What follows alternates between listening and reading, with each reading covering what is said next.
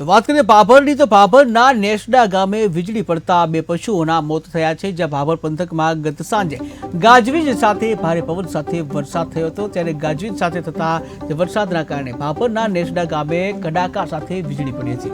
ત્યારે નેસડા ગામની સીમમાં જે અમથાજી ઠાકોરના ખેતરમાં વીજળી પડી હતી, જ્યાં ખેતરમાં ઝાડ નીચે બાંધેલ ગાય અને ભેંસ પર વીજળી પડી હતી। ત્યારે વીજળી પડતા બે પશુઓના મોત નીપજ્યા હતા।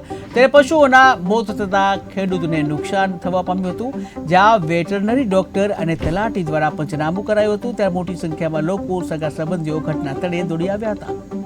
ગઈ રાત્રે એમના ખેતરમાં એક ઢોર બાંધેલા હતા, ભેંસ અને ગાય, જે ગઈ રાત્રે વીજળી અને વરસાદ સાથે વીજળી પડવાથી ભેંસ અને ગાયનું મોત નીપજ્યું છે, જે અમને જીવન નિર્વાહ માટેનું હતું। અત્યારે હાવ નોંધારા થઈ ગયા છે। એમની સરકાર જોડે એટલી માગણી છે કે એમને કોઈ સહાય ચૂકવવામાં આવે। ગઈ રાતે વીજળી પડતા બે પશુના મરણ થયેલ છે। અમને ટીમને મેં જાણ કરેલ છે, ટીમ અહીં આવેલ છે। મારી બે હાથ જોડીને વિનંતી છે